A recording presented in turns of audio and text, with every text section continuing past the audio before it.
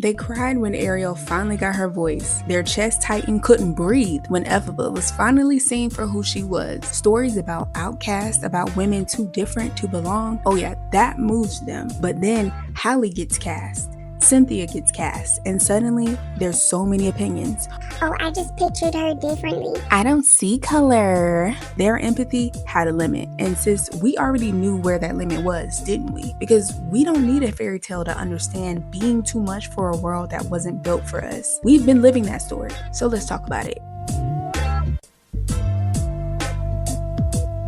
Hey, welcome in. I'm Naya, and this is the Coloring Room, where we color to rest, not impress. And yes, I color cozy, cute pictures, but we talk about deep topics because it's always that deep. I call this practice rest reparations because rest is owed, not earned, and it is time for you to start collecting because no one's going to give it to you, I promise. So today I'm coloring this gorgeous green girl, obviously inspired by Elphaba, and I wanted to use this as an opportunity to talk about something that's been on my mind since I left the theater, the villain narrative. Specifically, how quickly women, and especially Black women, get labeled as villains, as problems, as being difficult simply for existing in their power. And just so we're clear, Elphaba was not the villain. And if you're a Black woman watching the movie, you already knew that. You recognized her immediately. So let's get into it. So let's actually break this question down. What did Elphaba do that was so wicked? She stood up for animals who were being silenced. She questioned authority when something felt wrong. She refused to participate in a system that required her to be complicit in harming other people.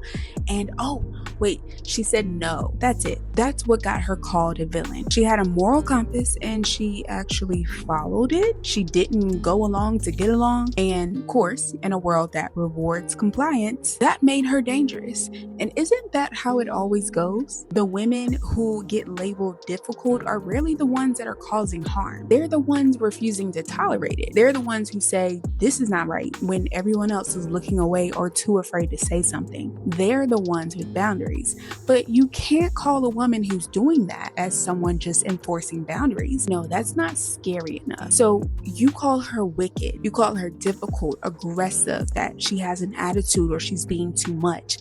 Because again, a woman having boundaries isn't shameful enough. The label is designed to make you the problem, so no one has to examine the actual problem, which is what I feel like we just saw time and time again throughout the movie. Now let's talk about Galinda. I went back and forth because the way she pronounces her name is Galinda, but I'm not quite sure if she spells it Glinda, so I just put it up there as how she pronounces it, not necessarily how she spells it. But let's talk about Miss Girl. Galinda, she wasn't a bad person, and that's what kind of makes it all very complicated, because I think along the way, she genuinely started to care about Elphaba. They had a real friendship, even though it was a little rocky at first, and I was giving her side eye after side eye. But when it came down to it, when Elphaba needed her to take an actual stand, Galinda chose comfort. She chose proximity to power. She chose being palatable. And I think a lot of us have had a Galinda, whether that's in the workplace or in certain shared spaces. To be Galinda the good because Elphaba became the wicked witch. Her goodness was defined by Elphaba being the villain. Some of the people that hurt us aren't always enemies. They're friends who chose an easier path, friends who didn't want to fight for us, especially if it cost them something, friends who stayed silent when speaking up might have made them uncomfortable. And that's a different kind of sadness. And if you've experienced it, you know exactly what I'm talking about. One thing about Elphaba, she could not hide. She was green, and everywhere she went, she was immediately visible, immediately noticed, always othered, right? Like, she couldn't even just walk and do something like everybody else because other people were gasping and doing the most because she was different. And of course, As Black women, we know what that's like to be hyper visible, to walk into a room, to feel everybody just looking at you, even trying to dissect you in some ways, to ever have the luxury of being anonymous, blending in, or just existing without being perceived like everyone else gets to do. What I think is like the craziest thing is you can be constantly seen by others, by society, by groups of people, and still never feel truly seen. Elphaba was visible everywhere she went, but nobody actually saw her. No one saw who she was. They saw her green skin, they saw their assumptions, they definitely saw their fear and disgust. They saw what they were told to see. Nobody saw the girl who just wanted to belong, the girl who was brilliant and powerful and had so much to offer, the girl who was lonely, who wanted a friend, who wanted to be loved for who she was, not despite what she looked like. That's the exhaustion of living and existing in a world that wasn't built for you. You're always being watched, but you're never being witnessed. People have opinions about you before you even open your mouth, and they are going to decide who you are, whether you like it or not. And at some point, you stop trying to correct them. You stop explaining yourself. You stop performing. You just become who they said you were. Not because it's true, but because you're tired. You're tired of fighting it. Okay, so I'm going to put on my what do they call it? The tinfoil hat. Say what you want, but honestly, here's what I think. Up to this point, we have been talking about how Elphaba was mislabeled, she was misjudged, and obviously very misunderstood. And all of that's true, right?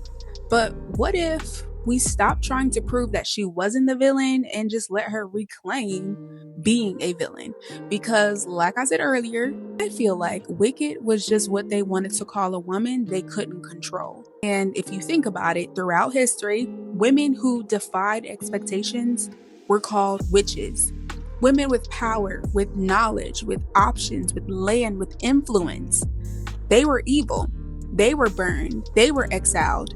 They were erased, not because they were actually evil, but because they were ungovernable.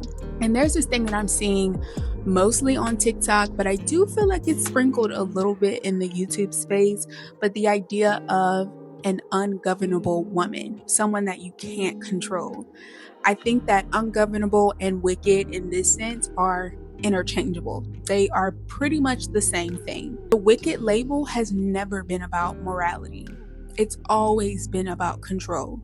It's about what happens when a woman stops asking for permission, when she stops performing being liked, or when she chooses herself over their comfort. So when I see villain era, I don't think that it's about someone actually becoming a villain in the sense of being evil and doing all of these bad things. It's more so about becoming free. It's about releasing yourself from the prison of other people's opinions. It's about saying, if this is what you're going to call me anyway, I might as well stop auditioning for your approval. Elphaba did not become wicked. She became free, and they couldn't handle it. I want to get specific because yes, this is a universal story about a woman being mislabeled. As a Black woman, I'm always going to focus on the similarities and the things that I see in movies and social media. I love seeing the connections. And I think that's why casting conversations around Hallie and Cynthia weren't just about the movies themselves. They were about who gets to be the face of these liberation stories. They'll root for Elphaba's freedom in fiction, but a Black woman embodying that freedom in real life, there's the problem. Black women have been called difficult for centuries, for having opinions, for not smiling, for setting boundaries, for being excellent in ways that make other people uncomfortable. Most of all, for existing in spaces we weren't supposed to be in and thriving anyway. But let me just tell you something if you're listening to this and you're a Black woman. The problem was never you. The problem is that your existence challenges a system that was designed for you to fail. And the fact that you haven't failed or you continue to show up despite that fact, they don't like that. When I watched Elphaba, this powerful, brilliant misunderstood woman who was punished for her gifts and became the villain because she just had boundaries. I didn't see a character. I saw all of the people in my family. I saw myself. And that just told me more and more, let's stop trying to fight the narrative, okay? Let's be free. And as always in these videos, I rarely do have a set answer or opinion. It's just more so thoughts that I'm processing. What I will say in this particular video, there isn't a conclusion because unlike Elphaba and lots of other stories that have been remade and thankfully show more of a diverse cast of characters, they get that sense of closure. We don't.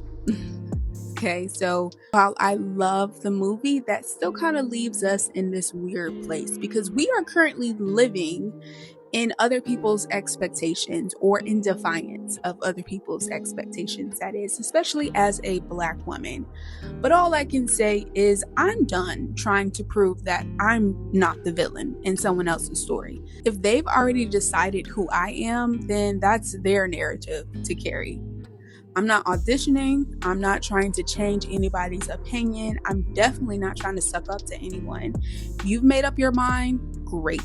Maybe you're in your villain era or you're thinking about it. Maybe you've been called difficult or too much or any of the other words they try to use when they can't control you or make you feel shameful. And maybe you've been exhausting yourself trying to prove them wrong. But girl, let me tell you, just stop. Let them think what they want. And that's really what I'm sitting with and processing.